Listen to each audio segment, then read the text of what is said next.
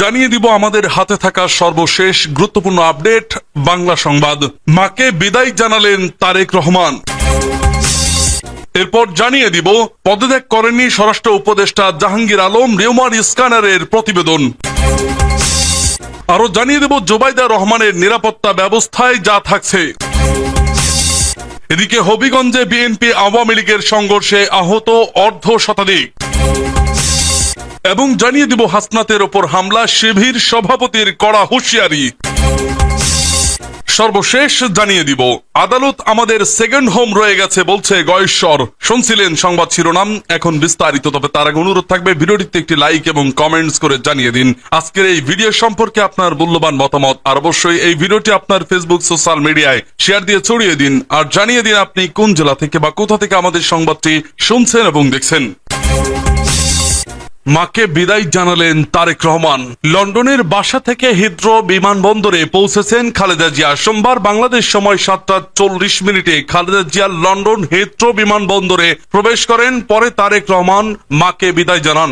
এর আগে স্থানীয় সময় 2:10 দলের ভারপ্রাপ্ত চেয়ারম্যান তারেক রহমান নিজেই গাড়ি ড্রাইভ করে মাকে বিমানবন্দরে নিয়ে যান। কাতারের আমিরের দেওয়া বিশেষ বিমানে এয়ার অ্যাম্বুলেন্স বেগম জিয়া দেশে ফিরছেন। প্রসঙ্গত, কাতারের আমিরের দেওয়া এয়ার অ্যাম্বুলেন্সেই তিনি লন্ডনে গিয়েছিলেন। খালেদা জিয়ার সঙ্গে দুই পুত্রবধূ জুবাইদা রহমান ও সৈয়দা শর্মিলা রহমানও দেশে আসছেন। এদিকে খালেদা জিয়ার দেশে ফেরার খবরে দলীয় নেতাকর্মীদের মাঝে উচ্ছ্বাস দেখা গেছে। দলীয় প্রধানকে স্বাগত ও অভ্যর্থনা জানাতে ব্যাপক প্রস্তুতি নিয়েছে বিএনপি ও অঙ্গ সহযোগী সংগঠনগুলো। এ নিয়ে গত কয়েকদিনে দফায় দফায় প্রস্তুতি ও সভা করা হয়েছে। শনিবার সন্ধ্যায় দলের ঢাকা মহানগর ও অঙ্গ সহযোগী সংগঠনের শীর্ষ নেতাদের নিয়ে যৌথ সভা করেছেন বিএনপির মহাসচিব মির্জা ফখরুল ইসলাম আলমগীর। উন্নত চিকিৎসার জন্য খালেদা জিয়া বাংলাদেশ থেকে গত 7 জানুয়ারি রওনা দিয়ে 8 জানুয়ারি লন্ডনে পৌঁছান। লন্ডন ক্লিনিকে টানা 17 দিন চিকিৎসাধীন থাকার পর 25 জানুয়ারি খালেদা জিয়া তার ছেলে তারেক রহমানের বাসায় লন্ডনের ক্লিনিকের বিশেষজ্ঞ চিকিৎসক অধ্যাপক প্যাট্রিক কেনেডি ও অধ্যাপক জেনিফার ক্রসের তত্ত্বাবধানে চিকিৎসাধীন ছিলেন।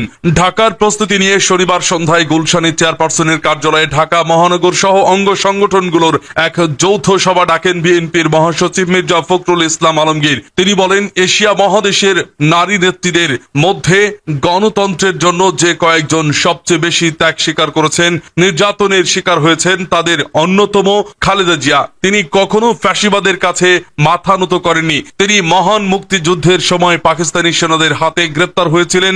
দীর্ঘ 9 মাস তিনি 2 শিশুপুত্র সহ পাকিস্তানি সেনানিবাসে বন্দী ছিলেন। এই মহিয়সী নেত্রী দেশের স্বাধীনতা, সার্বভৌমত্ব ও গণতন্ত্রের প্রশ্নে কখনো আপোষ করেননি। পদত্যাগ করেননি স্বরাষ্ট্র উপদেষ্টা জাহাঙ্গীর আলম, রিউমার স্ক্যানারের প্রতিবেদন।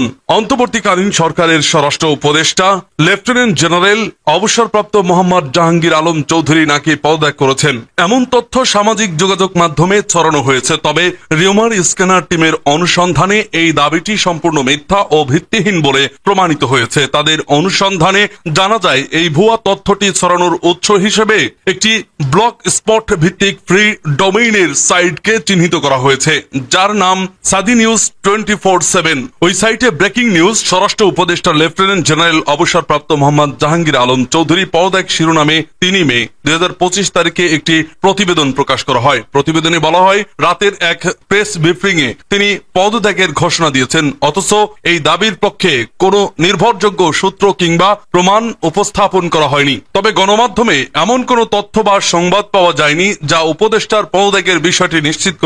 বরং জাতীয় দৈনিক সংগ্রাম পত্রিকার 4 মে প্রকাশিত এক প্রতিবেদনে উল্লেখ আছে, ঈদুল আজহা সামনে রেখে কোরবানির পশুর চামড়ার ন্যায্য মূল্য নিশ্চিত সহ সার্বিক ব্যবস্থাপনা বিষয়ে একটি উচ্চ পর্যায়ের কমিটি গঠনের নির্দেশ দিয়েছেন প্রধান উপদেষ্টা ডক্টর মোহাম্মদ ইউনূস। সেই বৈঠকে স্বরাষ্ট্র উপদেষ্টা জাহাঙ্গীর আলম চৌধুরীও অংশ নিয়েছেন এবং নতুন গঠিত কমিটির সদস্য হিসেবে রয়েছেন।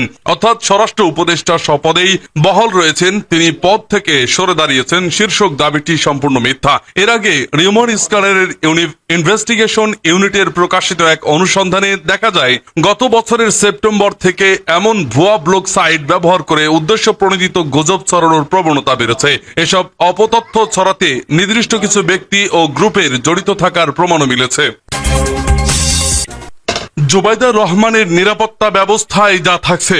লন্ডনে উন্নত চিকিৎসা শেষে আগামীকাল মঙ্গলবার দেশে ফিরছেন বিএনপি চেয়ারপারসন ও সাবেক প্রধানমন্ত্রী খালেদা জিয়া। এ সময় তার সফর সঙ্গী হবেন বিএনপির ভারপ্রাপ্ত চেয়ারম্যান তারেক রহমানের স্ত্রী জুবাইদা রহমান। তার মধ্য দিয়ে 17 বছর পর দেশের মাটিতে পা রাখতে যাচ্ছেন জুবাইদা। দেশে ফিরে জুবাইদা রাজধানীর ধানমন্ডিতে তার বাবার বাসা মাহবুব ভবনে উঠবেন বলে জানা গেছে, যা সামনে রেখে ইতিমধ্যেই বাসার পরিষ্কার পরিচ্ছন্নতার পাশাপাশি সিসিটিভি ক্যামেরা স্থাপনের কাজ শেষ হয়েছে। জুবাইদার সার্বিক নিরাপত্তা ব্যবস্থা নিশ্চিত করতেও বেশ কিছু পদক্ষেপ নেওয়া হয়েছে। বিএনপির মিডিয়া সেলের সদস্য আতিকুর রহমান রোমন সাংবাদিকদের জানান, জুবাইদা রহমানের নিরাপত্তার বিষয়টি সর্বোচ্চ গুরুত্ব দিয়ে দেখা হচ্ছে। বাড়ির চারপাশে নজরদারি বাড়ানো হয়েছে। দায়িত্বে থাকবেন সিএসএফ সদস্যরা, সঙ্গে থাকবেন পুলিশ সদস্যরাও। তবে দলের ভারপ্রাপ্ত চেয়ারম্যান তারেক রহমান নিরাপত্তার ব্যবস্থা করতে গিয়ে যেন এলাকাবাসীর কোনো ধরনের অসুবিধা না হয় সে বিষয়ে কঠোরভাবে নির্দেশ দিয়েছেন। তার কথায়, নিরাপত্তার নামে মানুষকে বিরক্ত করা যাবে না, এটা স্পষ্ট নির্দেশ।